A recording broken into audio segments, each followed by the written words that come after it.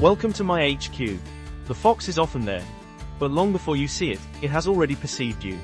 A step that's too direct. A poorly placed silhouette. A rhythm that doesn't fit the place.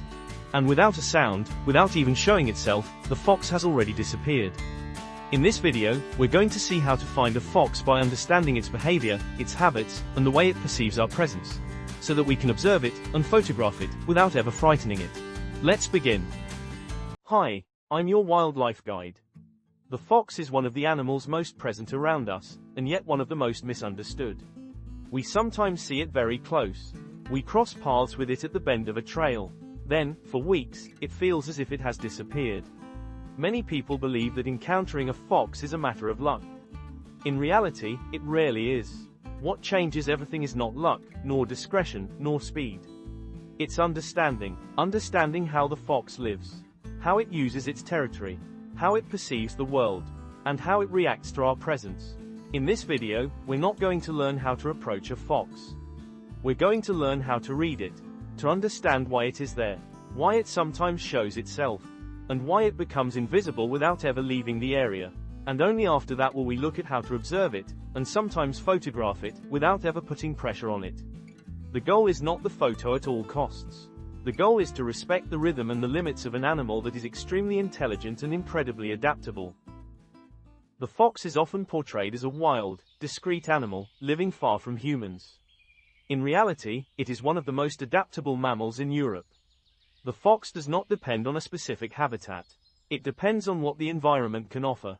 It can live in open countryside, in agricultural areas, along forest edges, in wasteland, and even in close proximity to urban zones. What matters to the fox is not the landscape, but the resources. Accessible food, quiet areas to rest, familiar paths to move without surprises. The fox does not occupy a closed territory. It uses a network of spaces it knows perfectly well. It adjusts its movements, its activity times, and its behavior according to human pressure. That is why the same fox can be regularly visible for a period of time, then become completely discreet, without ever leaving the area. It doesn't disappear, it adapts. Understanding this ability to adapt is fundamental. Because a visible fox is not a careless fox. It is often a fox that has simply judged the situation acceptable. To understand the fox, you first have to accept one thing. It does not perceive the world the way we do. The fox does not rely primarily on detailed vision. It does not try to precisely identify everything around it. It reads patterns, movements, trajectories, intentions. Its most decisive sense is smell. Long before it sees you, the fox often already knows that you have been there. It doesn't just detect your presence. It reads how fresh it is, which direction it came from, and sometimes even your behavior. Its hearing is just as essential. It perceives very faint sounds, but above all, sounds that don't make sense within the landscape. An isolated noise, a sudden stop, a change of rhythm, these speak far louder than a continuous sound. Vision, finally, is mainly used to confirm what smell and hearing have already indicated. The fox does not react to what it sees. It reacts to what it anticipates. That is why it so often seems to be one step ahead. It doesn't discover danger, it predicts it. When you observe a fox over time, one thing becomes clear very quickly. It almost always passes through the same places, the same paths, the same meadows, the same discrete passages. This behavior is not a habit. It is a strategy. A fox knows its territory in the smallest detail. Every game trail, every embankment, every area of cover is part of an extremely precise mental map. By using familiar routes, it reduces surprises. It knows where it can hide. It knows where it can escape. It knows where the terrain slows it down the least. Hunting areas follow the same logic. A fox does not hunt at random. It selects meadows where rodents are present, where the ground allows it to hear clearly, and where visibility remains sufficient to anticipate what's coming. What humans call routine is, in reality, constant optimization. That is also why a place that is regularly used can suddenly seem empty. The fox has not disappeared. It has simply adjusted its priorities within the territory. Before even thinking about observing a fox, there is an essential step that many people skip. Reading the territory. Most failures don't come from a lack of discretion, but from a poor starting point. We look for the animal, instead of looking for the conditions that make its presence logical. A fox is never just somewhere. It is there because the place answers very specific needs. To feed without spending too much energy. To move without surprises. To be able to disappear quickly. Reading a territory means asking simple questions. Where could a fox hunt efficiently? Where could it move without being seen? Where could it pause without being exposed? This reading happens without a camera. And above all, without expecting an encounter.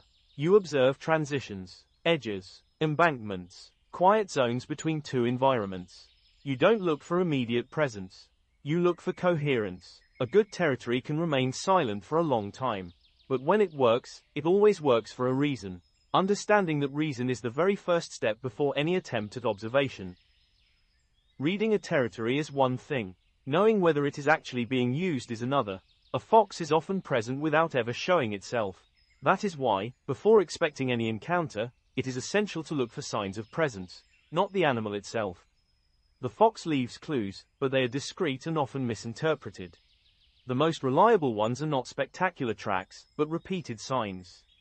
Game trails, first. These are small, regular passages, often along hedgerows, embankments, or woodland edges. They indicate frequent movement, not a single, isolated crossing. Droppings are another key indicator. Foxes deliberately place them in visible spots, on a stone, a mound of earth, or a slightly raised point.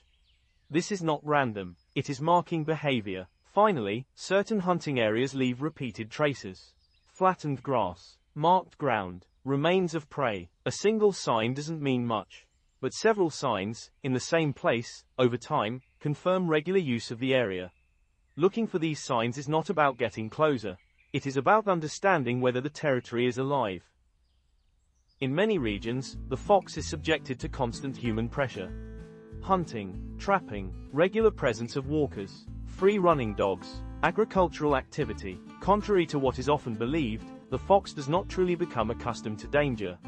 It learns. It memorizes the situations that caused problems.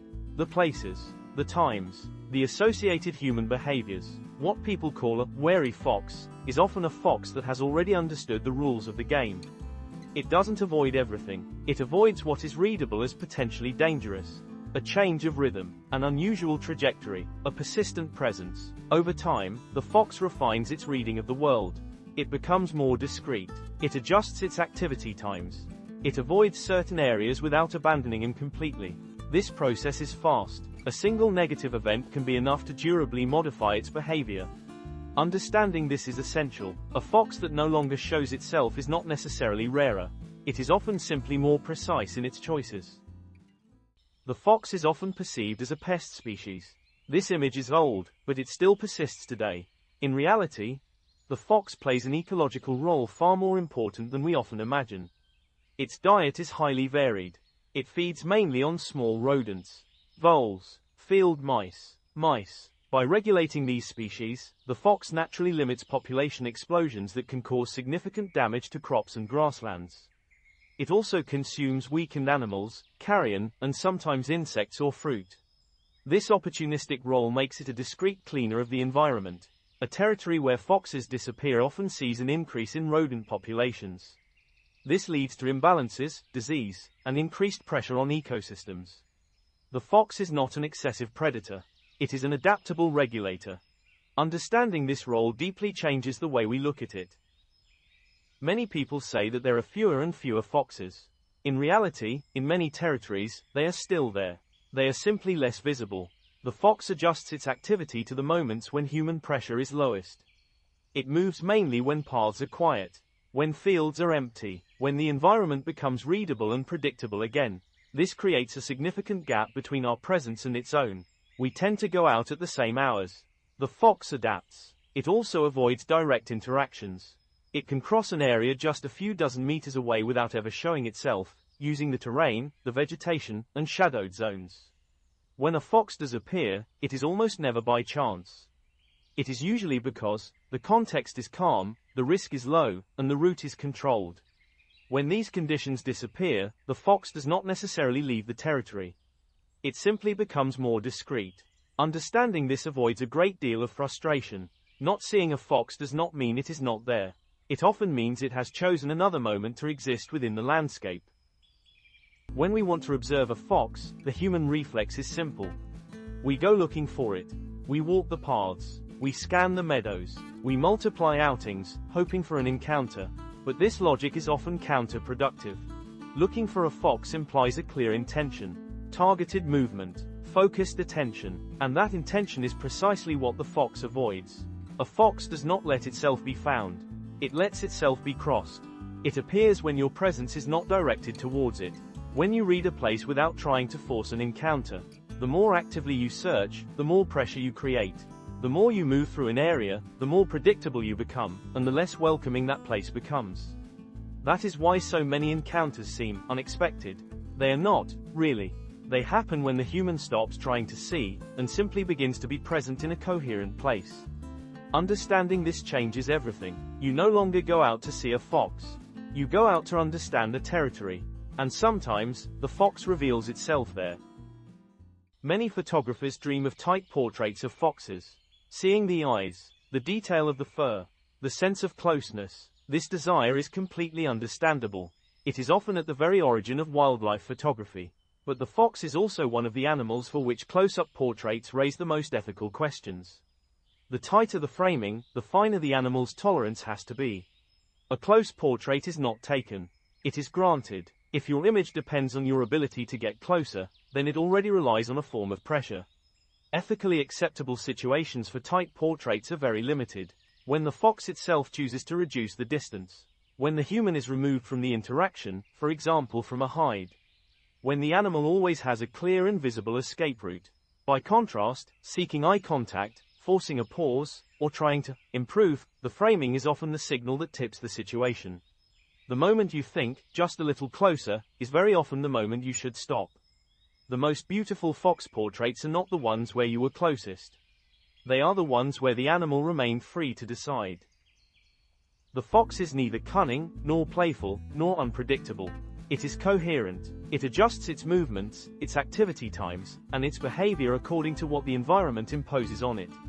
When you understand this, you stop trying to force an encounter. You learn to read the land, to accept absences, to respect distances. Photographing a fox is not about getting closer. It is about reducing, as much as possible, the pressure you create. Sometimes, this allows for a long observation. Sometimes, a strong image. Sometimes, nothing at all. And that is normal. Respecting wildlife means accepting that not everything will show itself.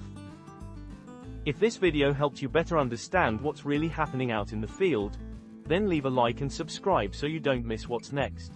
Every week, we explore a new aspect of the living world, always with an ethical, field-based approach. And tell me in the comments, what surprised you the most, or changed the way you see things. See you very soon, out in nature.